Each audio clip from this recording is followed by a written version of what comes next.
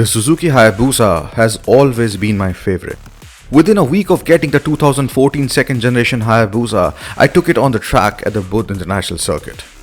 It was an exhilarating experience, yet I was always a bit over the edge, pun intended, because it is a heavy motorcycle and doesn't really turn quickly.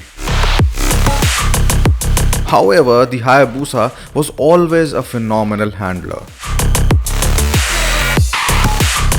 Its weight and amazing weight distribution giving it a perfect and low center of gravity to enable it to corner precisely into a turn.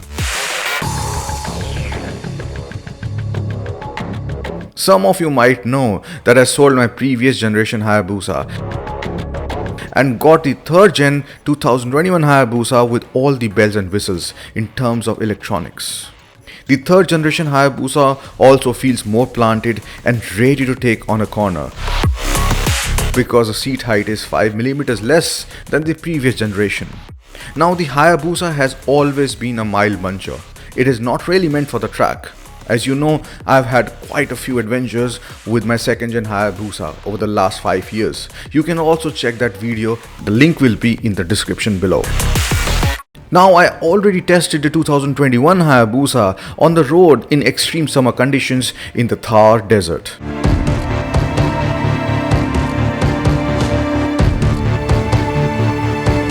And wait, after that we at xBhp took it to Asia's fastest and longest high-speed track, the Natracks in Madhya Pradesh, where it blew our minds by hitting a true V-box indicated speed of 302 km an hour, which probably translates to 320 on the speedo easily.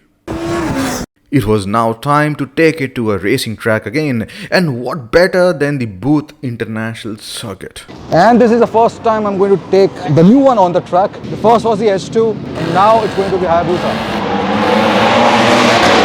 This one feels like a plane. You're sitting in a plane, and especially at the back straight, because the field of view in this, when you tuck down, it's absolutely astounding. It's like you're sitting in a helicopter or something like that.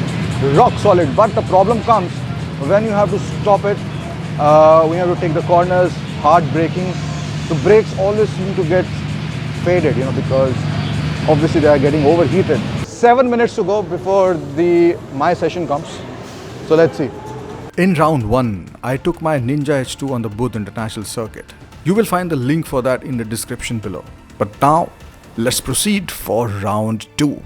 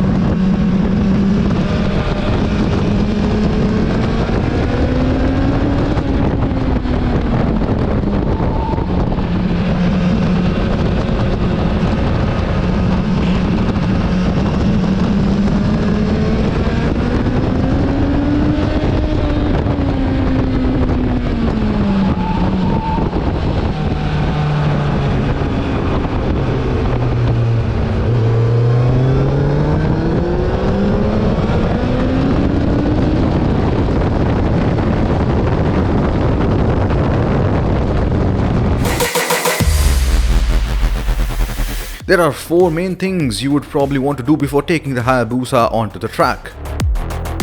Things which take minimal relative effort. Get good soft compound tires, get steel braided brake lines and performance disc pads that prevent brake fade. The bike is heavy, make no mistake about it. It needs stupendous braking power to slow down, especially at the rear back straight of the Buddh international circuit where you can hit 300 kmph on the speedo. And if possible, get at least slip-on exhausts. Last but not the least, get good engine oil. As some of you might know, Castrol POWER1 has been the engine oil of choice for me over the last 1.5 decades for most of my rides.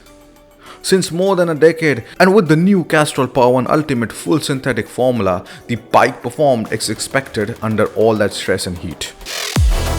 I felt that the 3rd generation Hayabusa to be more planted on the straights and incredibly precise for a bike of its size in the corners.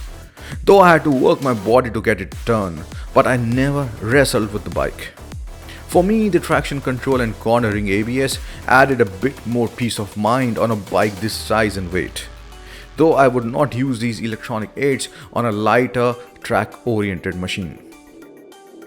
The Hayabusa features fully adjustable KYB forks and shock, although I didn't play around with them before hitting the track.